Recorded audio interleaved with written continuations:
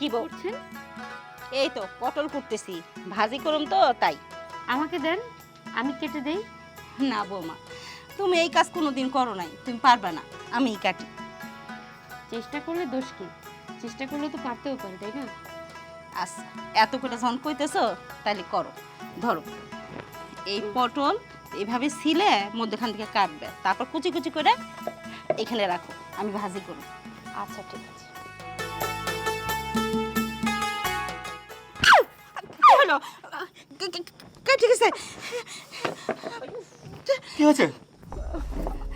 আরে হাত তো কেটে গেছে, তোকে হাসপাতাল নিতে হবে। এই যে ভাবি, এই যে গ্যান্ডা পাতা, এটা দিলে আরে এগুলো কি?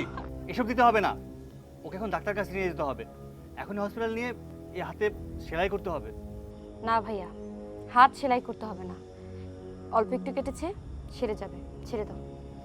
তোমাকে না বারবার করে বলেছি তুমি এই বাড়িতে আর আসবে না, তারপরও কেন আসছো? আমি ইচ্ছে করে আসি নাই, বাবা আমাকে পাঠিয়েছে। শোন, এখানে থাকলে তুই রীতিমতো অসুস্থ হয়ে যাবি। চল আমার সাথে বাসায় ফিরে চল, তোর কাপড় চোপড় নে, চল আমার সাথে। শোনো ভাইয়া, বাবাকে সাফ সাফ করে বলে দিও আমি এই বাড়ি ছেড়ে কোথাও যাব না, কারণ আমি বিবাহিত, এই বাড়ি আমার সব। যাও, তুমি এখান থেকে এক্ষুনি চলে যাও। দেখ বোন, তুই জেদ করিস না, তুই বোঝার চেষ্টা কর।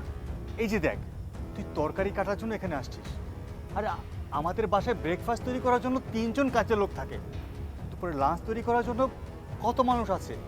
তুই একটু বাসার বাইরে গেলে তোর সাথে অল টাইম লোক দেওয়া হয়, তোর জন্য কোনো প্রবলেম না হয়। আর তুই কোথায় আসছিস যে অজপাড়া গায়ে? এসব ফকিরনিদের সাথে জীবন কাটাচ্ছিস তুই। বোন প্লিজ চল, বাড়ি ফিরে চল। শোনো ভাইয়া, আমার যা হয় হোক, এই বাড়ি ছেড়ে আমি কোথাও যাব না। লাল শাড়ি পরে এই বাড়িতে ঢুকেছি, সাদা শাড়ি পরে এই বাড়ি থেকে বের হব, তার আগে না। তাই তোমাকে বলছি, তুমি এক্ষুনি এখান থেকে চলে যাও, আর কখনো এই বাড়িতে আসবে না। হ্যাঁ চলে যাচ্ছি, মর, এই বাড়িতে থেকে পচে গলে মর। এসব ফকিরনিদের সাথে থাকতে থাকতে একসময় তুই নিজেই মরে যাবি। থাক, আর কখনো আসবে না তোর কাছে।